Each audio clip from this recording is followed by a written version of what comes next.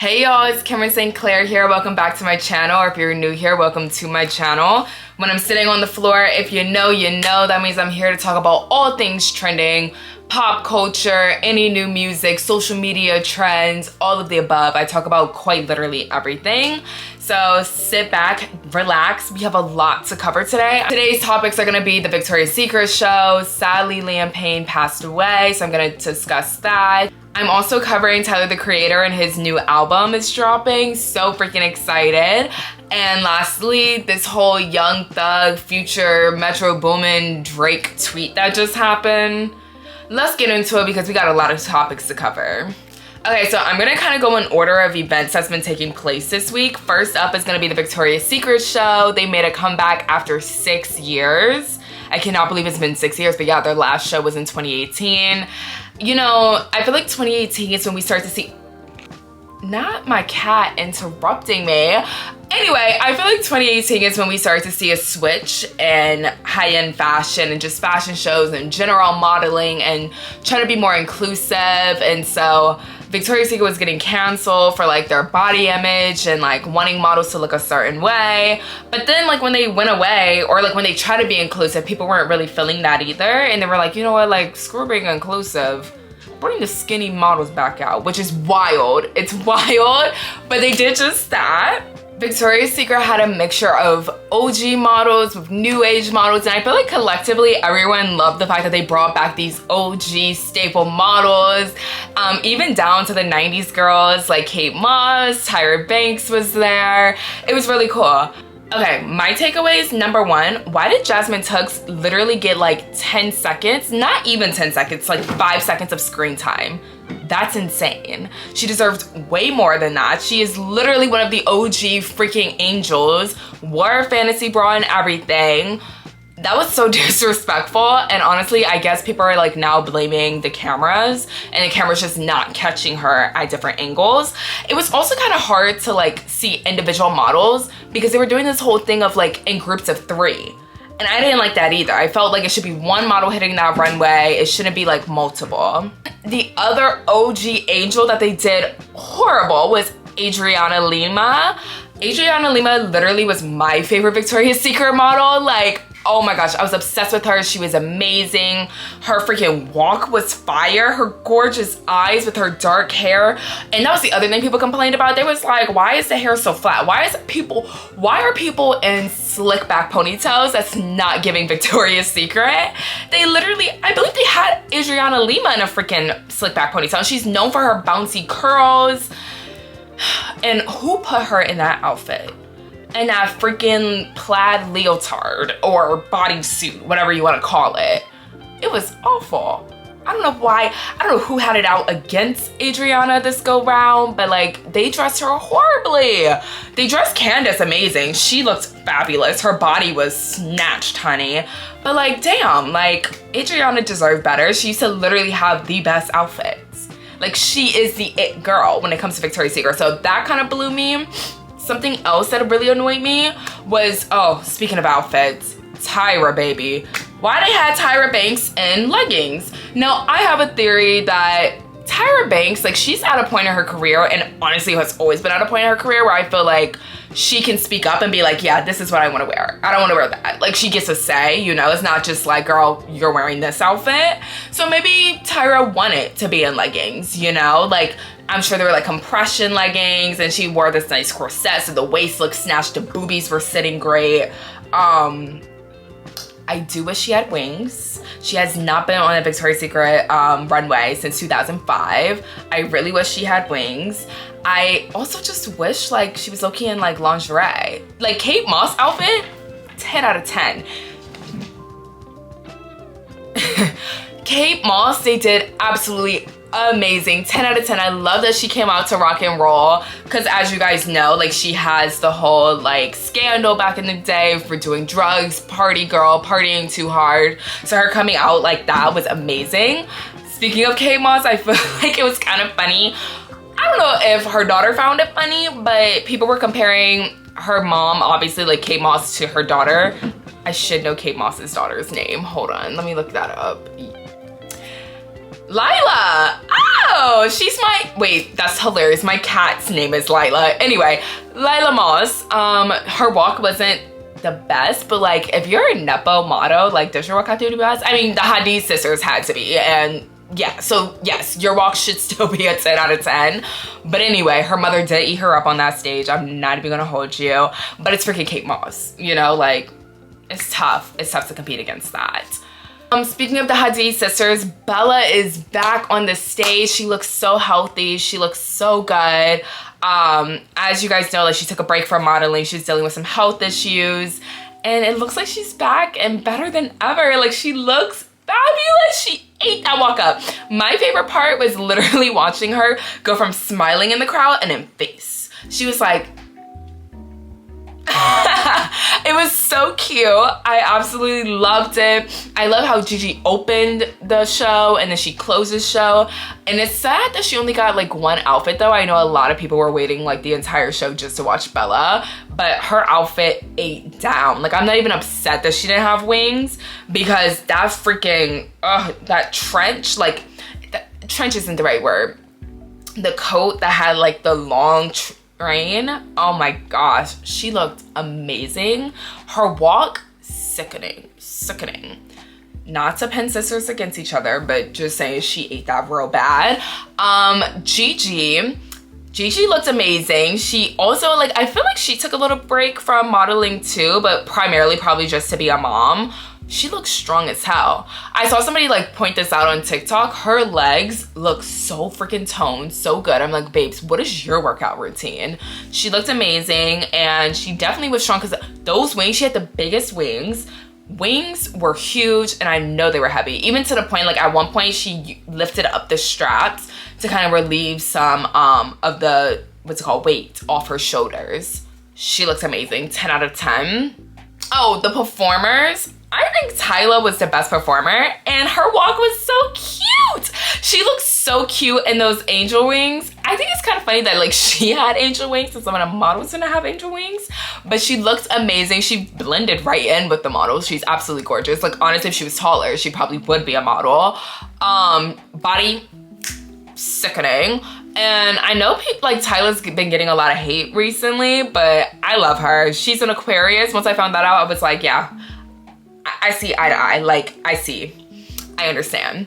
But no, she's amazing. I think like some of the constructive criticism that a lot of people were having is that this didn't feel like the old school shows. You know what I mean? Like I religiously watched Victoria's Secret. Like every time, like I would literally look forward to watching it live on TV. It was so much fun. It was so cool to see like who's performing. Oh my gosh, like the iconic moments, like when Bella just, it's not funny, but like when Bella Hadid and The Weeknd broke up and they were literally like on the same stage, like that was iconic. When freaking Rihanna was performing, iconic. When Justin Bieber, like that was the same year. These are like iconic moments, and I think we were expecting that, and this just didn't feel like the same budget. They had the great performers. Okay, we're back. I needed to close my window because I was hearing too much like outside in my living room. It was distracting me. Anyway, back to what I was saying. The budget just wasn't there this year. They had the right performers, like they were up to date with that, but the stage was kind of boring. I don't like this whole minimalistic look. Like they used to be glittery. They used to have themes. Like there wasn't even like seasonal themes, which was, like that was really, like the beach themes or like winter looks. Like they used to literally have like theme outfits, and I did not see that. It was no glitter. Like how do you have a Victoria's Secret show and there's no glitter? And I don't know, like even the models, but I think modeling honestly has changed a little bit. Like Victoria's Secret is not Chanel, and that's what a lot of people were saying. It's like it's not high-end fashion. It's supposed to be bubbly fun. Like where was the personality? All the OGs were giving personality.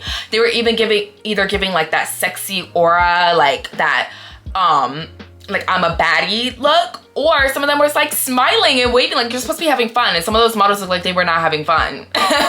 Some of those models were like a little confused on what type of show this is. And I think that was like some of the constructive criticism. Like, it just didn't feel like the OG nostalgic shows. And I feel like if you've been gone for that long, we wanted that.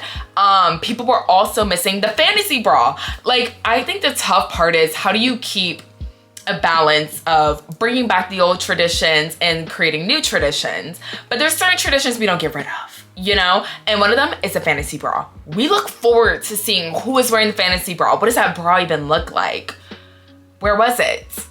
Where was it? Honestly, that would have been the perfect moment to have freaking Tyra wear the fantasy bra. She would have ate that up. But I digress. I think they did a great job of being inclusive and like mixing in the plus size models. The plus size models looked absolutely fabulous. Yeah, they looked amazing. Like, honestly, I think. Oh, one other thing that people were also feeling like they were missing. You remember when they would do like the behind the scenes videos in between like the clothing, like the looks? I think because this was a live show for the first time, they couldn't do that, but I kind of miss that too myself, I'm not gonna lie. Like, I miss those like little vlogs that we would see, the training, the girls having so much fun in the private plane. But I guess like because this is in New York, like people probably pulled up like 48 hours beforehand. They pulled up for rehearsal. I also just think like the culture of modeling is a little bit different. Like back then, models were like besties with each other, and I just don't get that same energy, you know? Like the culture and the collective like chemistry, that's what I'm looking for. The overall chemistry of the show just wasn't there. It didn't look like the models were like loving up on each other. It didn't look like they were hyping each other. And that used to be what the shows were. Like, they were hyping each other. They were so excited. Everybody was having a good time backstage. Everyone was besties because they had just spent a week or two together. So like, you're in this together, but no, we kind of were missing that. So hopefully, I believe like they got a lot of views. So hopefully next year, once this is back, hopefully they change it up. Hopefully they bring back some of the old things. I think like there's always room for improvement. And they received a lot of positive feedback. A lot of people were watching. They were tuned in more than I expected, honestly. And I think they just now need to take like all the feedback and actually apply it to next year. And you got all of us back. Like, I really think so. But you know what? I rate the show like a good like 7 out of 10. Yeah, because it was good nonetheless. It was such a better freaking fashion show than the last one that they had. And I think they hit a lot of good points. Yeah, I think they did good. Okay, so now I'm gonna transition to a little bit of a heavier topic. There's gonna be some trigger warnings here, discussions on domestic violence, abuse, death, drug addiction, all of that. So I'm gonna put in like a little timestamp here of where you can fast forward if you don't wanna listen to this segment. Completely understand. But okay, let's get into it. So tragically, sadly, Liam Payne passed away on October 16th in Argentina. It was very sad. And tough for me. Like, girl. Sorry. I feel like when I saw the news, it was almost one of those like, moments, to the point it didn't like feel real. Does that make sense? It was kind of like, no. And it didn't really register until I started to see like other One Directioners making their statements about it. And that's when I was like, oh, like, he's sadly gone. I grew up on One Direction. I was a huge One Directioner. Even down, like, I'm trying to think of when I discovered them, or like, when did I? Because I didn't watch X Factor, which makes sense. It was like a UK show. But maybe like What Makes You Beautiful, like when that popped out, that was probably like the first time I like really was listening to them. I was so in my boy band era. And gosh, like that was literally my middle school days. Like I loved One Direction. I remember my heartbreak when it came out that they were breaking up. Girl, I remember where I was and my dad telling me. That was so freaking heartbreaking. When Zayn left the group, I remember that too. Oh, I remember when freaking Zayn, and I just saw a tweet and I was like, oh my gosh, how old am I? People didn't know that Zayn was freaking engaged to Perry Edwards. I was like, how old are y'all on Twitter? I remember when that happened too. I was like 12 and I was in Aruba. I was so sad. So freaking sad. But yeah, it was really tough to see the news. I feel especially bad for Zayn and Niall. Zayn and Liam were not on good terms when he passed away. It was reported that they both obviously respected each other. The respect is always going to be there, but sadly they were not on good terms and they hadn't spoken to each other in a few years. And I think that's really difficult to cope with if you haven't, like, someone you kind of grew up with, you know, and you were so famous and you did, like, not only business, but, like, you guys are freaking pop stars together. And you shaped so many lives together.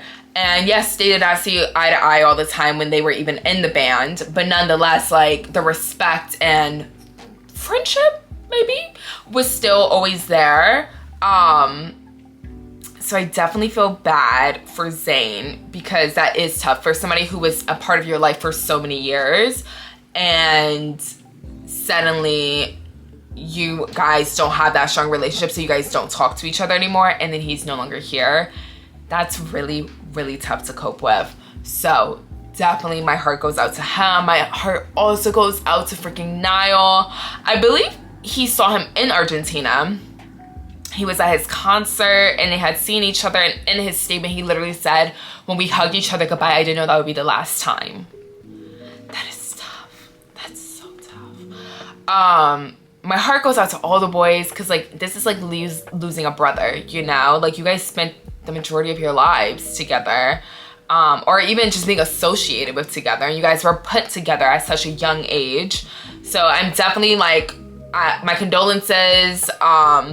And oh my gosh, I feel so bad for his son. His son is 7 years old. So definitely at that age where, like, it's very impressionable years. Like, one day your dad is here, next thing you know he's not. So that's also really tough to cope with. It's a tough and difficult conversation. And I think a lot of people on Twitter are also having a very difficult time navigating how to deal with this death because of all of the allegations, and he doesn't have a great track record.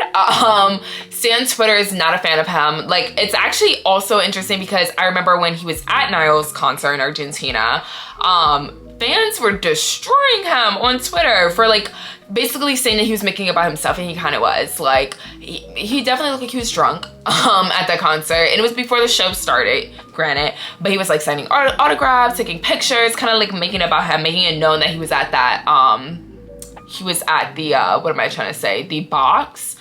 And it's also tough because, like, Harry Styles also went to his Niall Horan's concert and didn't make it about him. So it's like, you don't have to, like, be the center of attention. And a lot of people give him slack, like, oh my gosh, they destroyed him on Twitter for it. And people were like, oh, see, that's why you shouldn't be so mean to people on Twitter. That whole thing happened, but, like, there's reasons why people don't like him. So we can go into this part where, again, trigger warning, we're gonna be talking about domestic violence. I wanna first talk about his current girlfriend, Kate. Kate is on social media. She makes a lot of lifestyle vlogs and content on TikTok. She makes content with him too. And she was vlogging a lot while they were in Argentina, and she actually left him in Argentina because it went from a 2-day trip to 2 weeks. I believe it was supposed to be only 2 days. That's wild.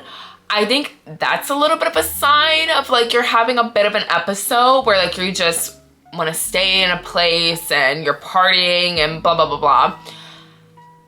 I don't appreciate that the fans, the directioners, are trying to pin this on Kate.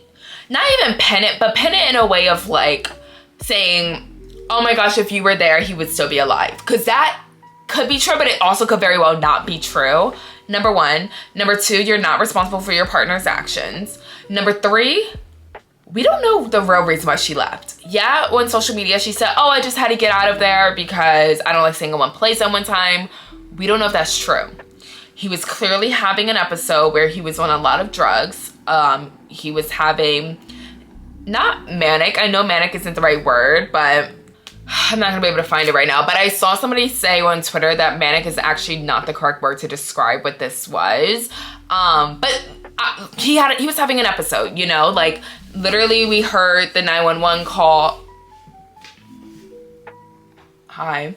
We heard the 911 call from the hotel where they were literally expressing their concern. They even mentioned the balcony. They were saying that he was destroying things. He was on drugs.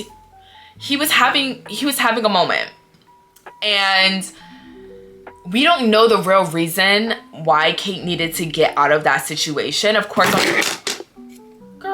Of course, on social media, you're not going to tell all of your personal business. And so saying, I just don't like to stay in one place for a long time is a good excuse. It's a good reason to give. And it might be the truth. She might be telling the truth. Or it might be a situation like Maya Henry. Maya Henry is his ex-fiance. And she was recently suing him for being abusive to her. Physically abusive. Physically, emotionally abusive. And I believe also verbally. And hey, stop. And one of the things that Maya would say is that at first the relationship was lovely, but when he would get really drunk, that's when the abuse would start to come out. Now, number one, she didn't mention the drug piece, but I guess she didn't want to expose all of his vices out there. So like drinking, I think it was known that he struggled with alcohol. So maybe that was like an easier thing to discuss. Now we clearly see that he does drugs. We didn't know that he did drugs, but now we see it. If those were the moments where the abuse would come out and he would start acting erratic, that's what I think the word was, erratic episodes. When he would start to act erratic when he was like on substances, and we clearly know he was doing that in Argentina, is it safe to say that there is a possibility that Kate needed to leave that situation because maybe he was having an abusive moment? We don't know what their relationship looked like. I will say, once an abuser, typically always an abuser. Yes, you can receive the help. Yes, you can figure out how to deal with your anger or like how you lash out. Like you can definitely work on that. But one of the things that Maya would always say is that he would always claim that he was gonna go seek help, and he never quite did. He never actually received help. And I believe they broke up in 2022. So that was only 2 years ago.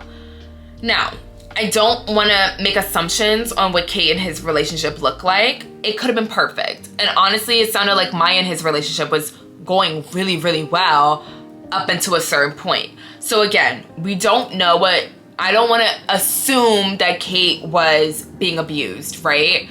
But what I do want to say is, if somebody has a pattern of abusive behavior, and maybe it wasn't even physical, maybe it could have been verbal abuse, it could have been mental abuse, or it could have been physical, because that is the pattern that we saw with Maya, right? We don't know their relationship in the details, but to sit there and blame a woman for her boyfriend's death when she wasn't even present, but to say if you were present, you could have saved him, is insane when we don't know the real reason why she even left Argentina to begin with. That's what I'm getting at here. If somebody has a history of being physically abusive to a woman, and she is saying she did not want to stay in one place for too long, and the trip got way too long, and then right when she left, he was having all of these episodes, it might be safe to say that he was doing a drug binge while she was present. And maybe even just him high on drugs and being drunk was too much for her too. Maybe he wasn't even being abusive. Maybe his behaviors was just simply too much. We don't know. But for her safety or for her sanity or for whatever reason, she decided to leave. I'm getting at the part of just saying we don't know their ins and outs of their relationship, and we probably never will at this point. But to blame somebody, even if their relationship was perfect, to blame them is insane. But to blame somebody knowing the history of somebody else's behavior and not even think that something could potentially be correlated is also insane.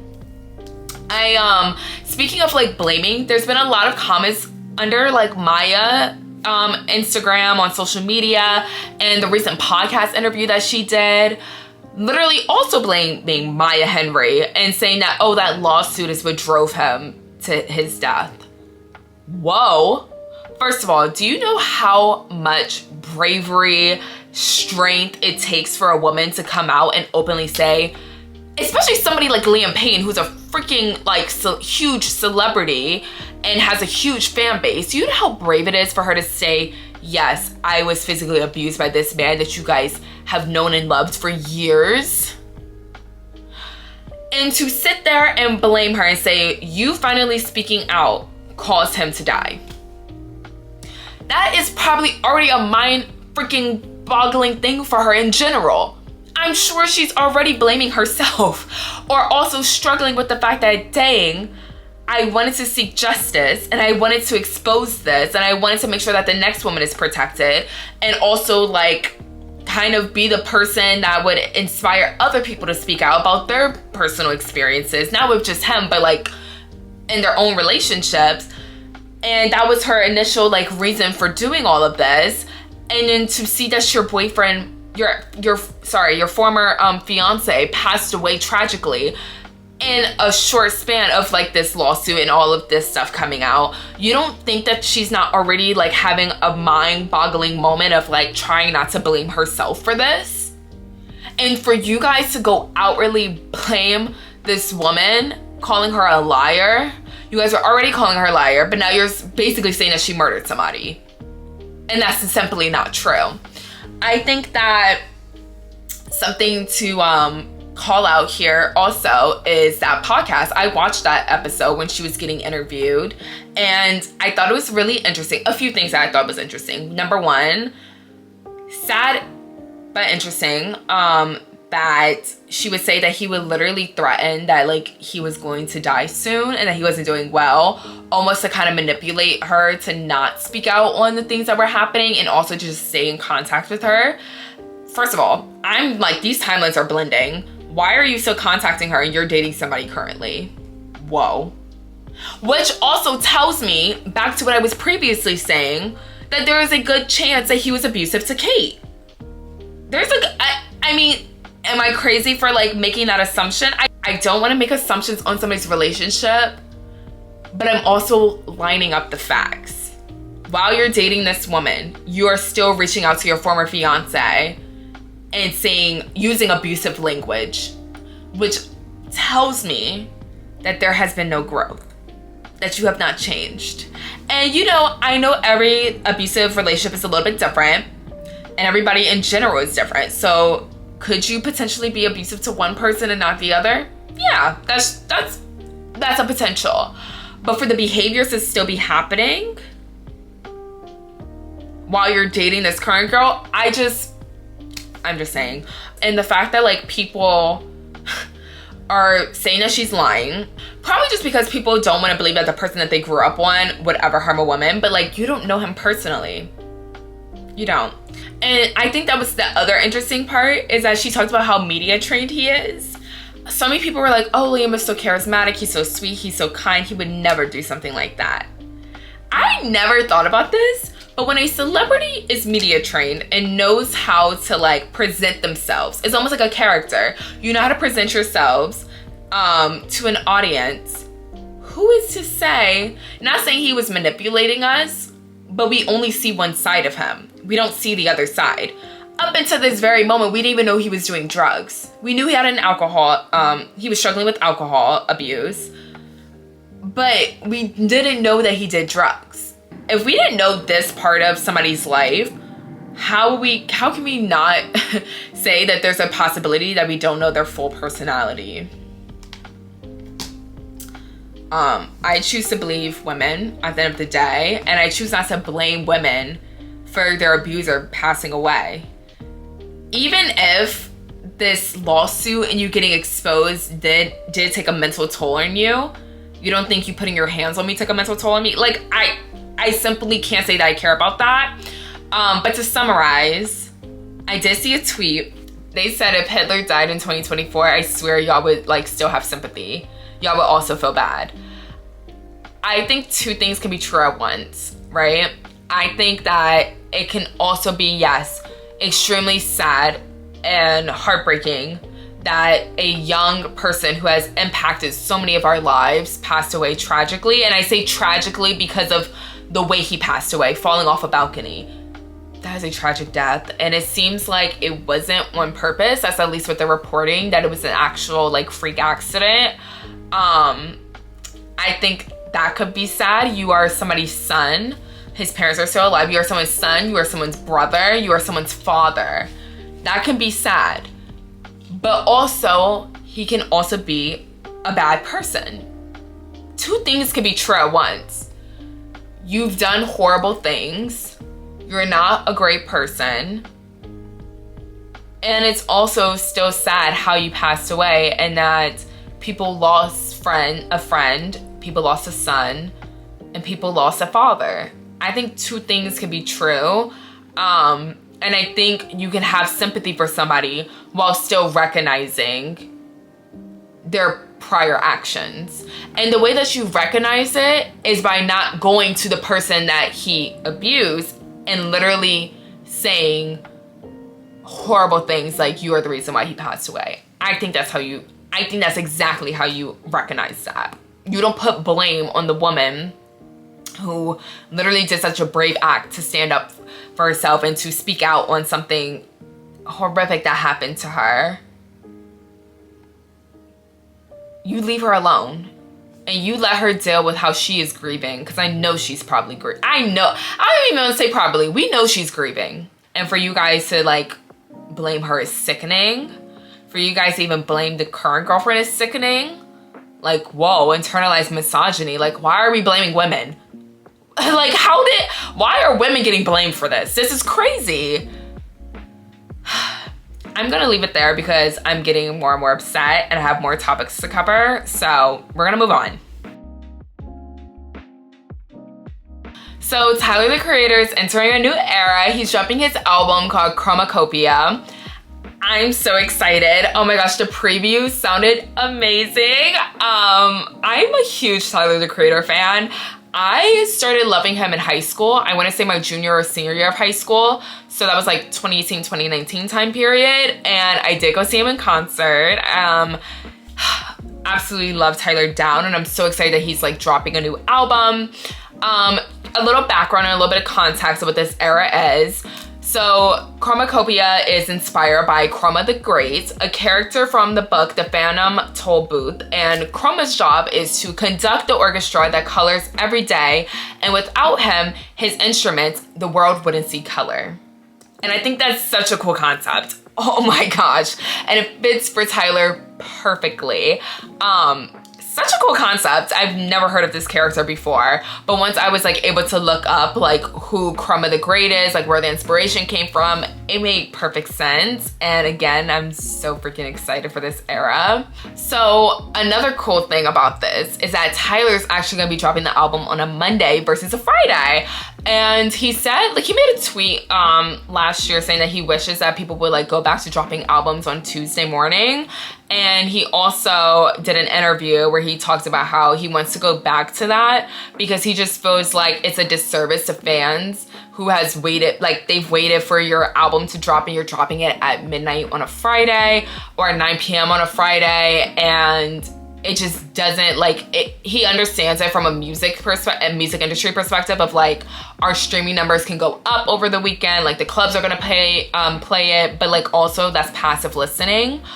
People aren't really able to sit with the art. He actually thinks Tuesday morning was perfect because a lot of people were able to listen to it on their commute to work. A lot of people were able to listen to it, on their commute to work. He's really thinking about the everyday person here, and I really appreciate that. And I appreciate that he's basically saying like, screw the numbers, screw trying to chart, and like, let's focus and recenter the fans. This is about art. This is about fans being able to really digest your music. And can a fan digest your music at midnight? Probably not. Probably not. But I'm so freaking excited. I'm so... you have no idea. I love Tyler so freaking much. The preview got me so hype. there's rumors, I definitely heard Daniel Caesar on that song. There's rumors that Frank Ocean's vocals were in that song. If he got Frank on the album, girl, I can't stop saying I'm so excited. He's also dropping the album on Frank Ocean's birthday. I think that's a coincidence, if I'm being honest. I don't think that means anything. But there's rumors that Kendrick might be on the album. I don't really know why, but I wouldn't be totally surprised. Like, didn't he just perform with him at the whole Amazon thing this summer? Like, I wouldn't be surprised if there's a relationship there. That could be really cool. There's rumored that Brent Faiyaz might be on the album. That would be really cool. I really like when they collab together. Lots of cool artists. That'd be dope. You know what would be really dope? If he has Doechii on the album. I think their vibe would, oh my gosh, that would be a masterpiece. If freaking Doechii and Tyler, the Creator, did a song together, girl, I would flip. I'm trying to figure out like how I want to film my reaction to this. I want to start a podcast. I'm actually starting a podcast because I love doing these sit down conversations with you guys and kind of like talking about all of art. And I'm also trying to navigate like how I'm handling my YouTube, because I still like vlogging and I still love doing the lifestyle videos.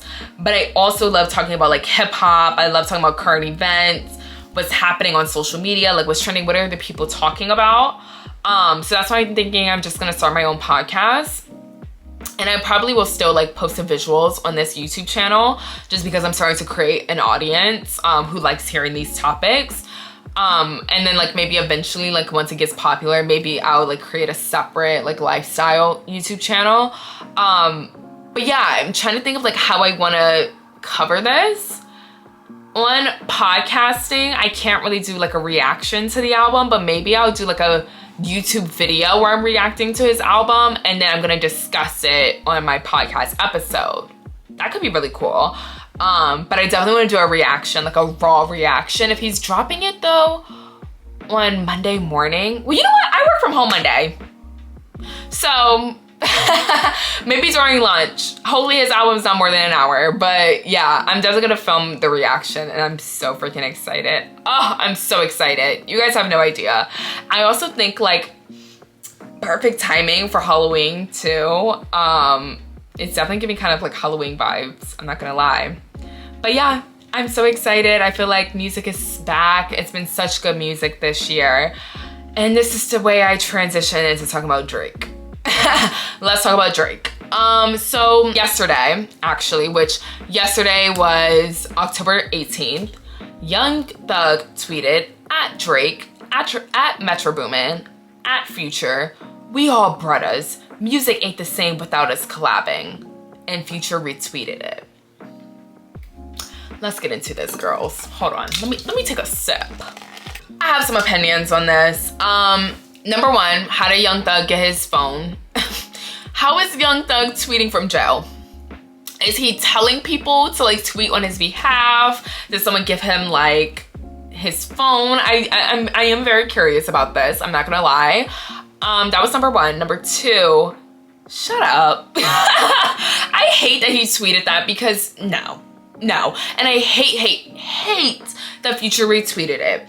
Because are you asking Drake for forgiveness? Don't do that. Like, why are we switching up? No, you stand on business, okay? I think if I'm not mistaken, the rumor was that Future was beefing with Drake off of Woman. Apparently, like, Future was dating this girl and Drake slept with her. He did some grimy stuff, and Drake is known for that, for taking dudes, girls, and that's grimy and nasty. Because you can have anyone, and you're choosing my girl. Weird behavior. But my whole thing is like, maybe we could resolve it, but we don't need to resolve it publicly. But it's also like, you're asking for his forgiveness when he did you wrong. Are you like, you don't even need the numbers, Future. Your freaking mixtape that you just dropped, it performed really well. You don't need Drake. You don't. And I really hate, you don't. And I just hate the idea that these dudes are asking for forgiveness.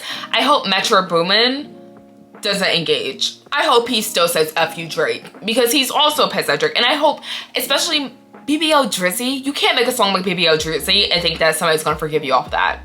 Respectfully, he ain't forgiving you off that. And for you to even act like there's an opportunity to make music with each other again, if y'all drop another song together, I'm gonna be upset. Cause what are we doing? Like, what's happening? Stand on business. Y'all was all hating on this man. Stand on business. And if I'm Drake, I'm not forgiving y'all. Y'all just all tried to take me down. And now it seems like it didn't work. And also, like, I know Kendrick's shaking his head right now. Like, now I also feel like you're kind of dissing Kendrick by doing something like that. Like, you're supposed to be standing with Kendrick. I thought he was on Team Kendrick's side. And now you're asking Drake for forgiveness? Because I feel like if you're retweeting that, you're basically, like, apologizing. Am I wrong? Same with J. Cole. Didn't he drop a song recently where he's practically apologizing to Drake? Or not even apologizing, but like explaining his like reasons for doing what he did, for dropping that song and then taking the song back. Why are we all coming back to Drake? Y'all want to get a radio hit or something? Like, this is crazy. I just think, like, if you do something that... If you literally start a whole beef with your song, it was your song feature, your song with Metro Boomin. You cleared that. You could have told Kendrick, don't say that. You gotta start some drama. You started the drama. You allowed the drama to start on your song, and you're now asking Drake for forgiveness? Crazy work. If I'm Drake, it's F all y'all. But I think that's so wild. And I wish Young Thug would stay out of it. And also, it's kind of like ruining Kendrick's whole line talking about Atlanta and like how Drake goes to Atlanta to like seek out culture. I feel like Kendrick made some like solid points during the beef about Drake low-key being a culture vulture and also simultaneously not respecting Black American culture. Just saying, like, he takes to culture and he doesn't respect us. But you know what? It's tough because I do like Drake. I think Drake's music is very good. But I also think, again, two things could be true. You can have good music to dance to and to listen to from time to time. And you can also be a culture vulture. Culture vultures can make good music. That is true. But this whole, like, I don't know what this is about to start. Maybe Kendrick's about to drop. Maybe Kendrick about to drop his album, or maybe they try to get invited to Drake's birthday party because I know his birthday's coming up. I don't know what well, Young Thug can't go to the party, he's in jail. Anyway, I just think it's a little ridiculous what's happening right now and that everyone's kind of backpedaling, and I don't think you can backpedal on a beef that was so pivotal of the year, pivotal in everyone's career. Like, again, you gotta stand on business. That's all I'm gonna say. Stand on business, you say what you say, keep your word. Don't be backpedaling, honestly. And it's too soon. You can't be doing that in the same year. At least give some time. I understand if y'all did that tweet 5 years from now. Then it's like, okay. Because that was 5 years ago. It's been like 5 months. Ciao. Anyway. But yeah, I talked about all the lovely topics today. If you guys enjoyed this video, please give it a big thumbs up. Let me know your opinions. I would love to hear, are you excited about Tyler's new album? I would love to hear your opinion on Young Thug's tweet. Do you think like that was a good tweet, or do you think that he should stay out of it? I think he should stay out of it. What did you think about the Victoria's Secret show if you watched it? And yeah, like, I would love to see your comments. I'm always responding back to comments. And I hope you guys enjoy it. If you really liked my video, I make these videos all the time, multiple times a week, honestly. So go ahead and give my video a big thumbs up and subscribe. You should stay longer. If you made it this far to the end of the video, I think you should subscribe. You might as well follow and keep up with all of the topics that I'm discussing. And I can't wait to post and advertise my podcast. I hope you guys are looking forward to it also, because I think I'm getting better at these videos. I'm not gonna lie. Like, I've been watching back, like when I first started talking about these like trending topics, it was a little rough and it was a lot of editing, but I'm now like able to flow and have a conversation without needing somebody present. So I'm proud of myself. I hope you guys enjoyed. Okay, I'm gonna go. Okay, bye.